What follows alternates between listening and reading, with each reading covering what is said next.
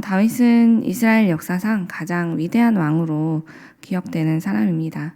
그 유명한 거인 골리앗과의 전투에서 겨우 물맷돌 하나를 가지고 승리한 일부터 시작해서 10손가락으로는 다 헤아릴 수 없을 만큼 수많은 전투에서의 승리까지.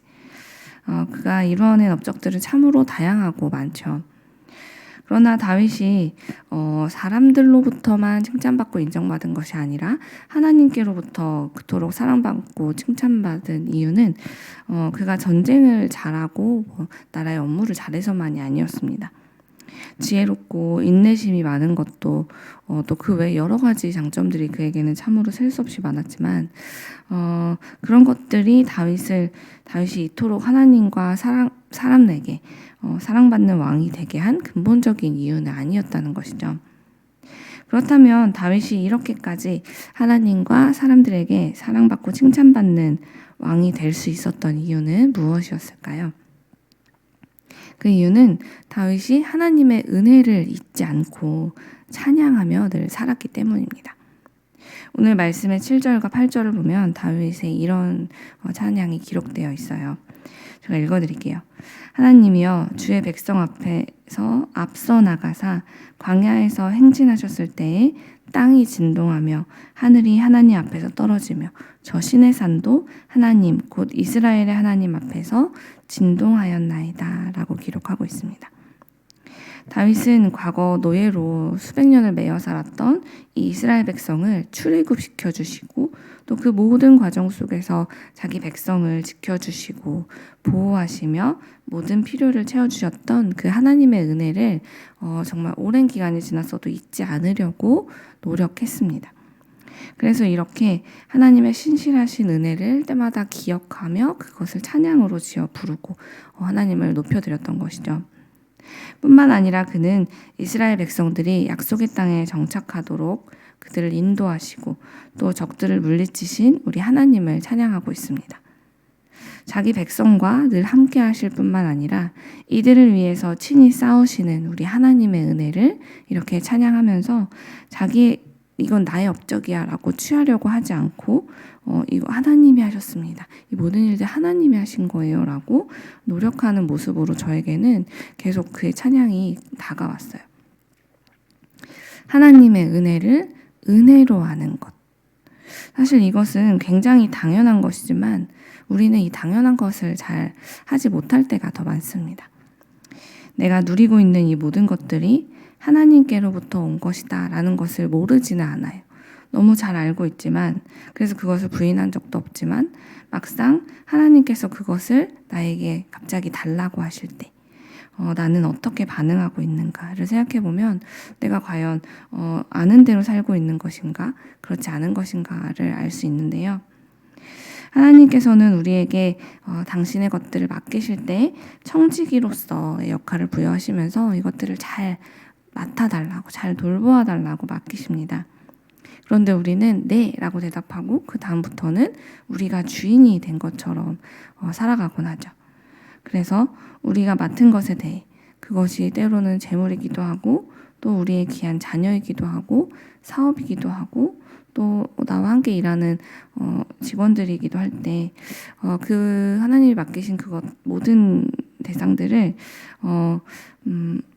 내 거야 라고 여기는 마음이 점점 커질수록 또 그것들을 향한 내 마음의 소중함과 간절함이 점점 커질수록 우리 안에 있는 욕심도 커지게 되고 그렇게 되면 하나님이 원하시는 뜻대로 그 대상들을 대하기가 어려워지게 됩니다. 우리가 일례로 11조의 금액이 커질수록 또는 내 자녀가 이 세상에서 말하는 성공에 점점 가까워질수록 내 마음속에는 하나님께 더 맡겨드리는 것이 점점 어려워지고 하나님의 뜻대로 드리는 것이 자꾸만 주저하게 되죠. 그렇게 되는 이유가 무엇이겠습니까?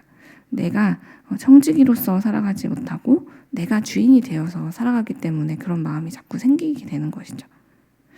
다윗도 사실 그런 여러 가지 고민들이 늘 삶 속에서 있었고 또 시험에 빠진 적도 있었지만 그럼에도 불구하고 그는 때마다 하나님이 맡기신 것들 그 모든 것들을 무엇이든 자기 것으로 충분히 내 거야라고 여길 수 있는 왕이라는 진짜 그런 자리, 이 세상에서 가장, 그 나라에서 가장 높은 자리에 있었음에도 불구하고 그 모든 것을 이루게 하신 분, 이 모든 것을 주신 분이 하나님이시다라는 것을 잊지 않으려고 수없이 노력했습니다. 사실 어려서부터 자신이 왕이 되겠다고 막 꿈을 꿨다거나 장래희망에 늘 적어냈던 것도 아닌데, 이런 왕의 자리에 그를 올려주신 분도 사실은 하나님이시고, 그래서 그에게 사무엘을 보내서 기름 부음 받게 하신 분도 다윗의 뜻이 아니라 하나님의 뜻이었잖아요. 그리고 그렇게 기름 받게 하신 이후에 그가 왕이 진짜로 되기까지 정말 오랜 세월을 이 다윗이 왕이 되기는커녕 막 죽을 뻔한 위기를 수없이 넘기게 되고 또 도망자의 신세로 살게 되고 하는 그런 때에도 또 온 백성과 이웃 나라에서까지 인정하는 그런 왕이 된 후에도 다윗은 그렇게 수많은 정말 고비와 또 좋을 때와 이런 일들을 수없이 지나면서 자기 인생에서 괴로울 때나 행복할 때나 또 슬플 때나 기쁠 때나 한없이 외로울 때나 의기양양하고 당당할 때나 그 언제든지 자신의 인생의 이 롤러코스터 같은 이 인생의 이 환경과 상황에 따르지 않고 그 언제든지 간에 하나님을 찬양하기 위해 노력했던 것을 우리는 이 성경을 통해 알 수 있습니다. 그가 지었던 수많은 시들을 통해서 어찌 보면은 기쁠 때도 하나님을 늘 정말 가슴 터지게 감격하며 찬양했던 그였지만 외롭고 곤고하고 괴롭고 슬플 때 그가 지었던 이 눈물 젖은 시가 여러분의 삶 속에 우리 모두의 삶 속에서 가장 힘들고 정말 바닥을 치고 있던 그때 우리에게 일어날 힘이 되어주고 소망이 되어줬던 경험을 누구나 한 번쯤은 해보셨을 텐데요. 그의 찬양이 우리에게 이렇게 감동이 있게 깊은 울림을 주며 다가올 수밖에 없는 이유는 그가 부른 찬양이 단지 그냥 노래를 지어 부른 것이 아니었기 때문입니다. 그의 찬양은 언제나 이 모든 일을 허락하신 분이 하나님이시고 그렇기 때문에 내가 겪는 일이 슬픈 일이든 힘든 일이든 기쁜 일이든 모두 우리 하나님의 손에 있기 때문에 결국에 나는 안전합니다 라는 믿음이 늘 담겨 있고 또 그렇기 때문에 나는 내가 지금 어떤 시간을 지나고 있든 오늘도 결국은 나를 승리하게 하실 주님을 신뢰하려는 그의 믿음과 노력이 이 찬양 속에 늘 배어 있음을 여러분도 아마 느끼셨을 텐데요. 그렇기 때문에 그는 자신의 경험을 통해 겪은 이 외로움과 고난 속에 있는 사람들을 결코 홀로 두지 않는 하나님에 대한 믿음, 그분에 대한 그의 경험들, 그리고 하나님은 그들 곁에서 언제나 결국은 살리는 길로 인도하신다는 이 확신이 이 찬양 속에 늘 고백되는 것을 우리는 보면서 이 찬양을 읽을 때마다 결국은 그가 가졌던 소망을 품게 되는 것입니다.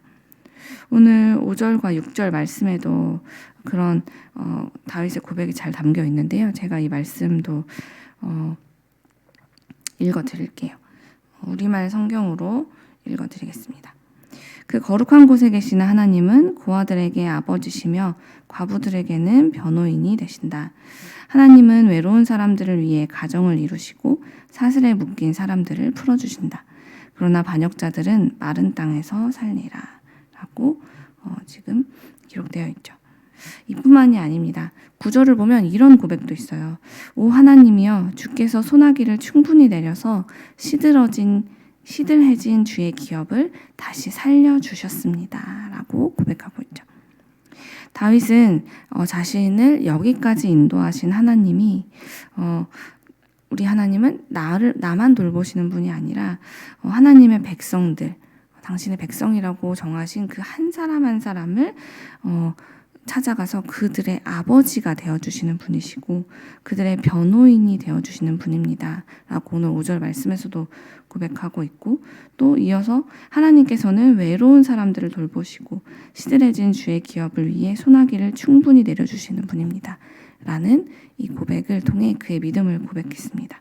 그 결과 그가 이 세상에서 가장 높은 자리, 즉 왕의 자리에 있었어도 다른 나라의 왕들처럼 내 백성은 내 거야. 이 땅에서 나는 모든 것들은 내 거야 라고 여기면서 그러니 내 맘대로 취하고 내 맘대로 휘둘러도 되지? 라고 행동하고 생각하지 않을 수 있었던 것이죠. 비록 내가 왕의 자리에 있긴 하지만 이 왕의 자리 역시 하나님이 주신 것이고 이 나라의 모든 것도 내 왕자까지도 하나님의 것이라는 것을 늘 인정하고 그 자리를 지키고 인도하시는 하나님을 찬양했기 때문에 그는 이렇게 다른 나라의 왕들처럼 죄를 짓지 않고 하나님 앞에 사람들에게 사랑받고 칭찬받는 그런 왕으로서 이렇게 지금까지도 기록될 수 있었던 것입니다. 그러므로 사랑하는 여러분, 우리도 하나님의 은혜를 잊지 않고 살아가기 위해서 매일 주님을 찬양하는 이런 믿음의 습관을 만들어가면 좋겠습니다. 웃을 일이 있어야 웃지, 감사할 일이 있어야 감사하지 라는 말들을 우리는 참 많이 듣곤 하는데요. 이런 말은 하나님 없이 사는 분들이 해야 되는 말이 맞아요. 그분들의 삶은 정말 그럴 수밖에 없거든요. 모든 일들을 자신들이 혼자 해나가야 되니까요. 하지만 그리스도인은 다릅니다. 하나님 없이 사는 분들은 내 인생도 내 가족의 인생도 내가 소중하게 여기는 그 모든 사람에게 있어야 할 좋은 것들을 내가 가진 이 유한한 능력 안에서 지켜내야 되고 해내야 되기 때문에 너무 힘들고 늘 쫓기고 웃을 일이 없고 감사할 일이 없는 게 당연해요. 노력을 아무리 해도 늘 부족함을 느끼게 되니까요. 하지만 우리는 다릅니다. 우리는 혼자일 때도 고독할 때도 때론 광야를 지날 때도 가난할 때도 아플 때도 우리와 늘 함께 하시면서 우리를 돌봐주시고 우리를 지켜주시는 우리 하나님 아버지가 우리 곁에 늘 계시다고 다윗은 그 모든 시간을 지날 때 자신이 경험했던 그 고백을 우리에게 해주면서 그러니 힘을 내시라고 혼자가 아니라고 지금 우리에게 이야기해주고 있거든요. 그러니 여러분 그 사실을 잊지 않기 위해서라도 우리는 찬양해야 합니다. 하나님께서 우리에게 과거에 행하셨던 일들을 찬양하고 또 오늘 행하시는 일들을 찬양하십시오. 또한 결국 지금 이 모든 어려움과 슬픔에서도 승리하게 하실 우리 하나님의 사랑과 능력을 계속해서 찬양하게 되는 우리가 되길 간절히 소망합니다. 그러면 우리의 찬양이 있는 그 자리마다 우리의 영혼에서부터 흘러나오는 그 감사와 찬양이 끊이지 않고 계속 우리의 내면과 우리의 삶을 채우게 될 것입니다. 오늘 하루를 시작하게 되는 이 시간에 선하신 우리 주님을 찬양하면서 우리가 이 하루를 시작하고 또 오늘 하루를 마치게 될 때 우리가 아침에 드렸던 그 찬양과 감사보다 더 큰 찬양과 감사가 여러분의 삶의 마지막에도 충만히 가득 차 있는 그런 은혜를 경험하는 세상의 빛 1회 교회가 되기를 간절히 소망합니다.